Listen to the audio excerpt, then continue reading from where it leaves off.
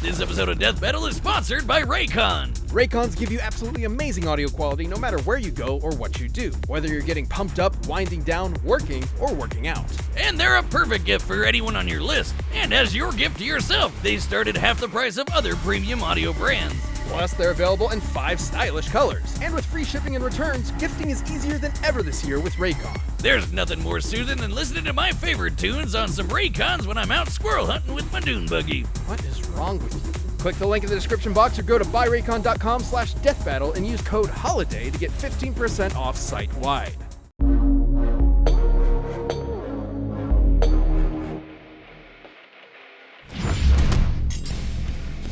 Madara Uchiha, the legendary messianic shinobi from Naruto.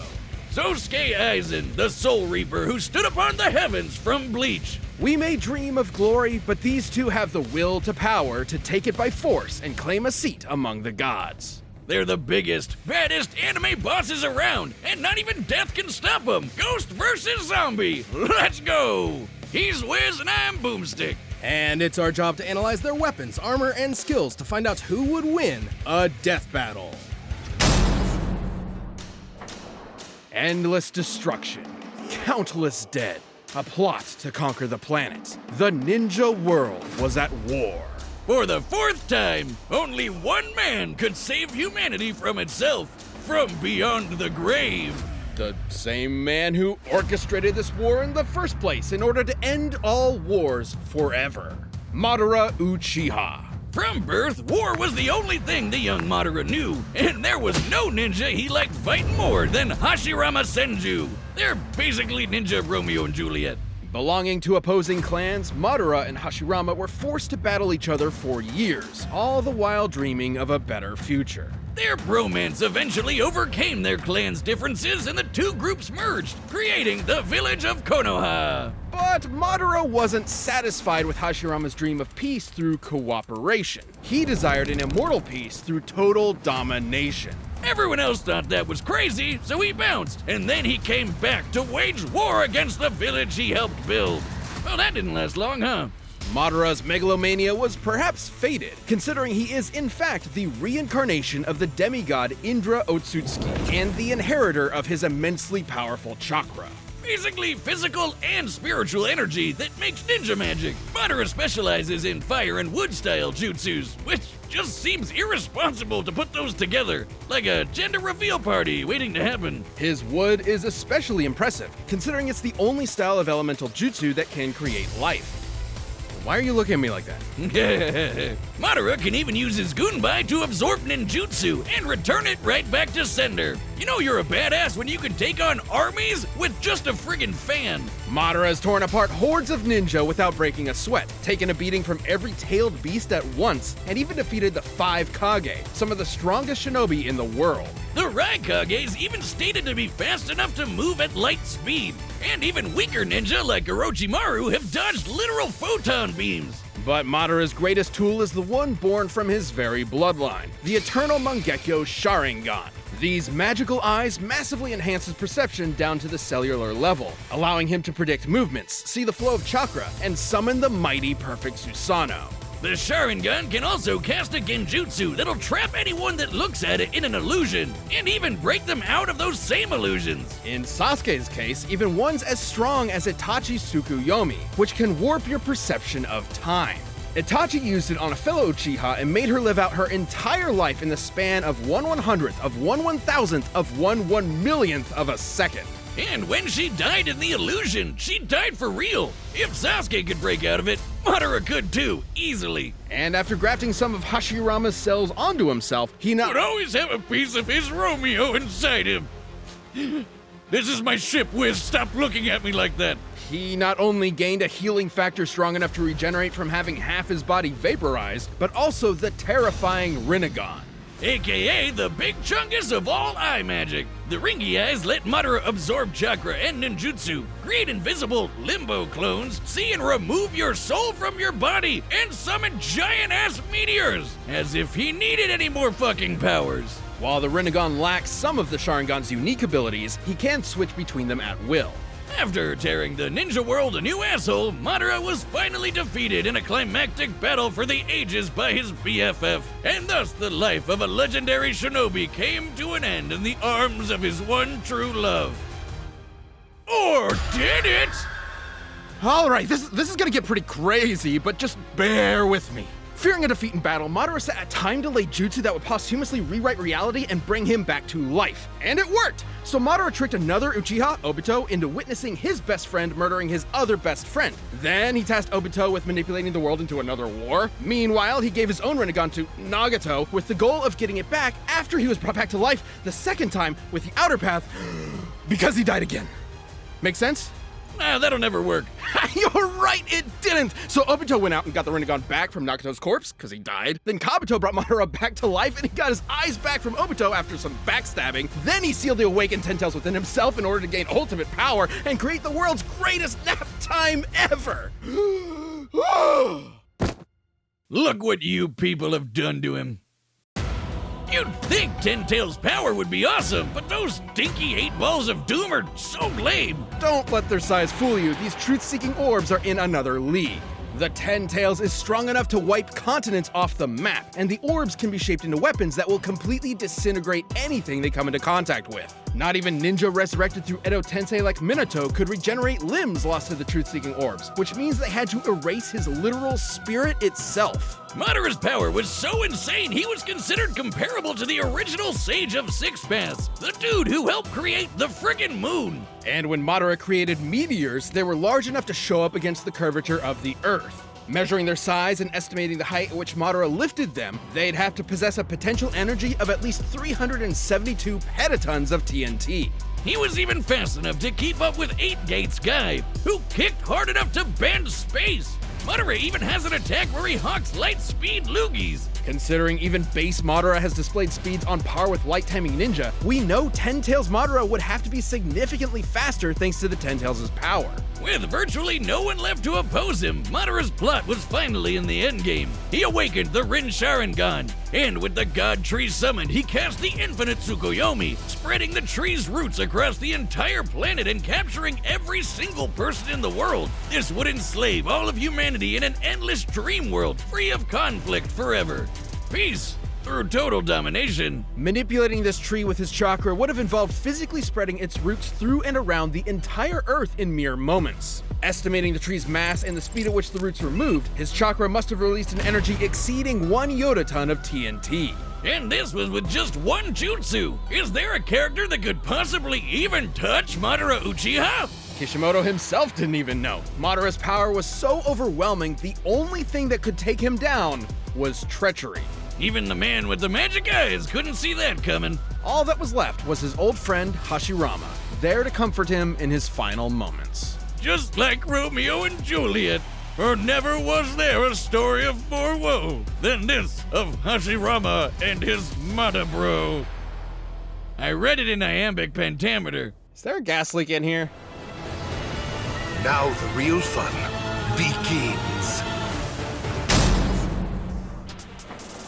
The Soul Society was in chaos. One of its leading Shinigami was set to be executed under suspicious circumstances. A band of humans from the living world had invaded to save her, and Sosuke Aizen, captain of the 5th Division of the Gotei 13, was dead, murdered.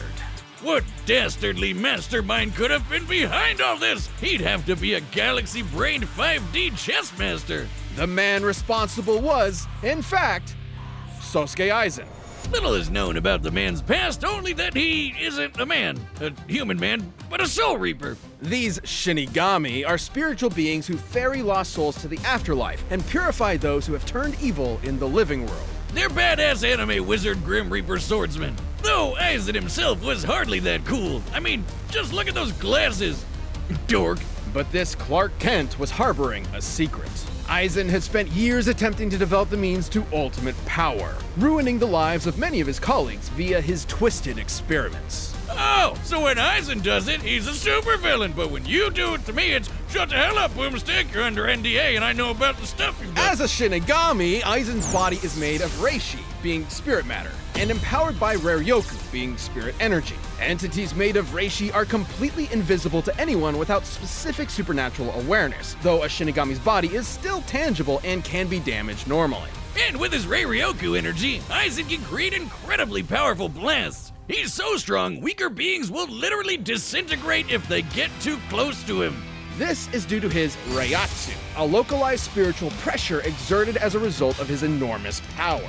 He also knows tons of Kido, or spells. He can create force fields, bend the light around him to make him impossible to detect, fire concentrated bolts of lightning, and absorb the energy from his surroundings to make giant-ass energy dragons. Perhaps his deadliest Kido is Kurohitsugi. After an extensive incantation, Aizen surrounds his target in an enormous black coffin that distorts space and time and tears its victims apart.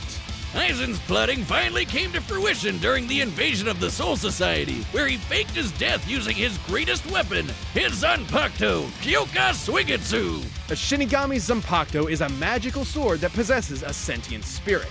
Kyoka Suigetsu gives Aizen complete control over his victim's senses the instant they lay eyes on the sword. This complete hypnosis traps its victims in a nearly perfect illusion that Aizen can manipulate at will, making himself virtually immune to attacks while his opponents are sitting ducks. It's so strong that it kept a group of ex-Soul Reapers known as the Visored trapped for over 100 years without them even knowing it. It's one of the most broken powers ever and the definition of anime bullshit. But it was all worth it when he perfected his ultimate creation, the Hogyoku, an immensely powerful reality-warping device that, quote, materializes the user's wishes. In Aizen's case, it realized his desire to become the strongest being in the universe. With it, he can heal any of his wounds, even when half his body is vaporized. And more importantly, it exponentially increases his power over time through evolution by turning him into a horrifying butterfly monster man. A being eventually strong enough to dethrone and replace the Soul King, the deity that controls the cosmic balance. Even a minor disruption to the Soul King's influence led to the three worlds of Earth, the Soul Society, and Hueco Mundo to start physically collapsing. Then it implied that the Soul King has to be outputting enough energy to hold all these places together at all times. Considering each should be roughly the same size, this would require an energy of over 140 zetatons of TNT. Aizen is powerful enough to vaporize mountains as a side effect of a sword swing. His casual energy blasts can disintegrate huge chunks of the earth, and he can take on armies with just his Reiatsu alone. He even defeated the rest of the Gote 13 without so much as breaking a sweat. So he should be way stronger than Soul Society heavy hitters like Kenpachi, who sliced this 120-kilometer wide asteroid to pieces. That's roughly the width of Great Britain. An asteroid of this size would have to carry a kinetic energy of at least 44 petatons of TNT. And Aizen was so badass, he literally transcended other Shinigami in power. He was in a whole other dimension from the rest of them. Until he fought Ichigo Kurosaki. The battle we've all been waiting for. Way before this in the Soul Society arc, Ichigo was already as fast as lightning. And by this point, after all his power boosts, he'd even be faster than light. Hell, even weaker characters like this lady can dodge light beams. Though their fight was epic, Ichigo had transcended the Shinigami as well, and even Aizen himself. Feeding upon his insecurities, the Hogyoku abandoned Aizen, who was quickly defeated and imprisoned within the bottommost level of the Soul Society's prison. Aizen was left alone. His great power he sacrificed so much to achieve was gone forever. Or was it? Somehow he ended up getting even stronger than before. But what made him so strong? Could it be the chair? It's not the chair. It could theoretically be due to the chair's restraints keeping his Reiatsu from properly releasing, building it up within him until he was stronger in base than he was at his previous max. Nah, it's definitely the chair. And, since the chair could still hold him after he got stronger, wouldn't that make it even stronger than him? Even stronger than the Soul King? All hail the mighty Chair-sama, most powerful being in all of Bleach. He even managed to hold his own against the Quincy warlord Yua, who absorbed the power of the Soul King himself. He even used Kyoka Suigetsu to trick him, and Yuha's a dude who can literally see every possible future all at the same time. All according to Keikaku, bitches! And after standing among the gods themselves, Aizen returned to captivity and pondered the meaning of his existence. Even trapped in a prison, sealed off in a different dimension with a 20,000-year sentence, he remains the most dangerous being in the world. Who knows what schemes are brewing behind those cold, calculating eyes? No compassion, no empathy, only the drive for power. No one has ever stood at the top. Neither you nor me. From now on, I alone will stand at the top. All right, the combatants are set, and we've run the data through all possibilities. But first, if you want the confidence of an anime supervillain, check out Blue Chew. This episode is brought to you by Blue Chew. The secret to, well, pretty much anything is confidence. And that's why Blue Chew delivers the same active ingredients as Viagra and Cialis in chewable tablet form right to your door. Yep, and did we mention you get Blue Chew's tablets at a fraction of the cost of those other guys? Getting ready to go is simple. Just sign up at BlueChew.com, consult with one of their licensed medical providers, and once you're approved, you'll receive your prescription within days. Plus, it's all done online, which means no more awkward conversations with your doctor or waiting in line at the pharmacy. And you can take Blue Chew anytime, day or night, so you can plan ahead or be ready whenever. So if you could benefit from extra confidence when it's time to perform, Blue Chew can help. And we've got a special deal for you. Try Blue Chew free when you use our promo code BATTLE at checkout. Just pay $5 shipping. That's BlueChew.com, promo code BATTLE to receive your first month free. Visit BlueChew.com for more details and important safety information. Thanks Blue Chew for sponsoring the show. But right now, it's time for a death battle!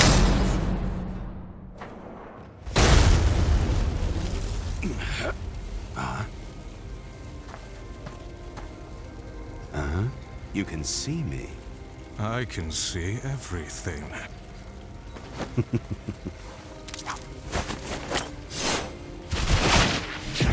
Did you see that?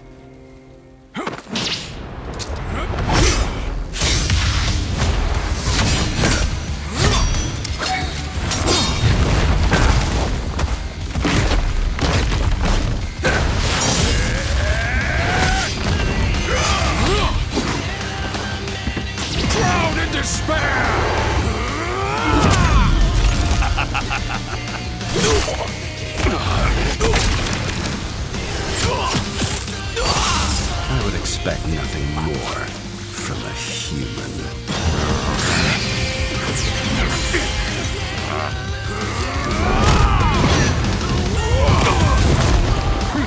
Mere parlor tricks.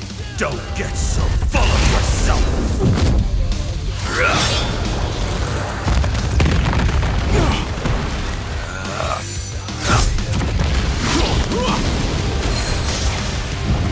Hado 19, Kuro Hitsugi!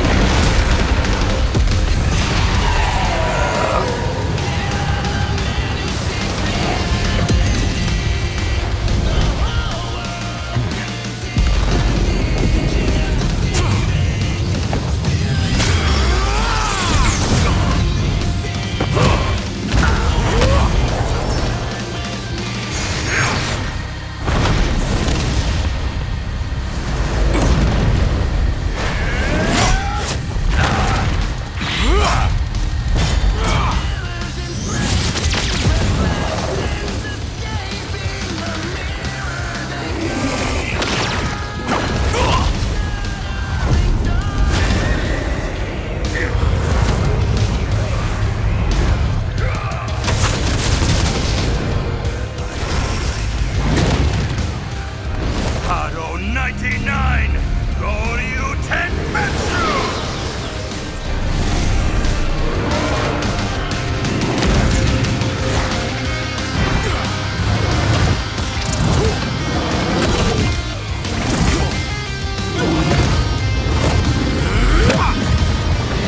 I love it. The thrill of battle, the pounding of my heart, the taste of my own blood. I love it!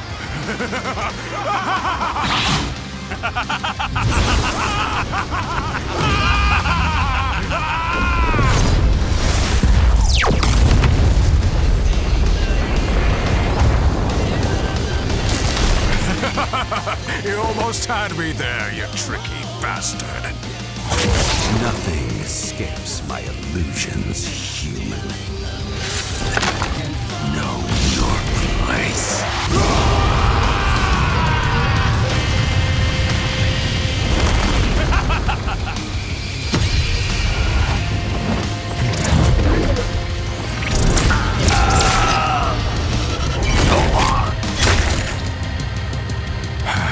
What a wonderful dance.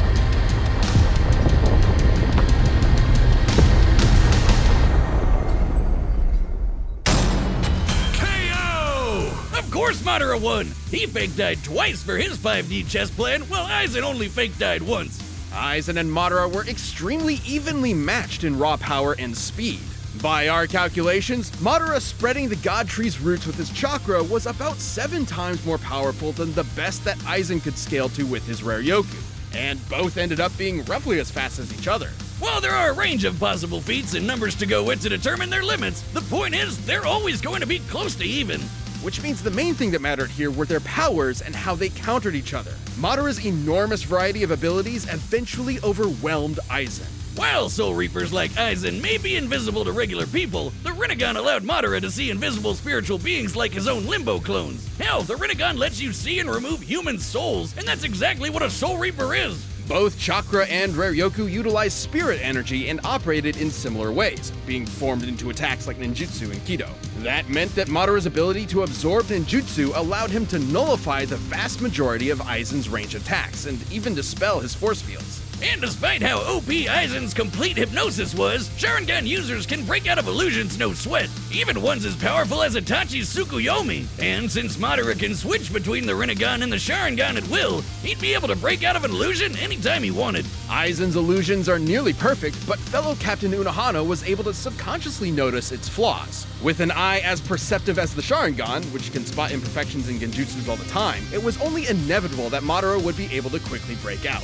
However, the same couldn't be said for Aizen, who never showed any resistance to the kind of mental illusions Madara can create. Even setting illusions aside, the sheer quantity of offensive options at Madara's disposal, whether it be his clones, meteors, or monsters summoned by the Rinnegan, kept Aizen constantly on the back foot. But none of that mattered if they couldn't kill each other, and both had pretty insane healing factors that could recover from just about anything, except for those pesky 8 balls of doom. Madara's truth-seeking orbs were capable of completely molecularly annihilating spiritual beings and preventing them from regenerating. And again, Aizen was a spiritual being.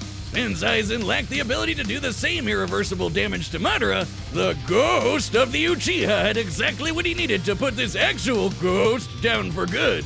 Aizen was an unbelievably overpowered foe, but Madara's own powers, illusions, and devastating truth-seeking orbs allowed him to crush the ex-Shinigami. Sosuke should have kept his Aizen the prize. And, Do you feel any shame at all? moderately. Ha! Double pun. Suck it, Wiz. The winner is Madara Uchiha.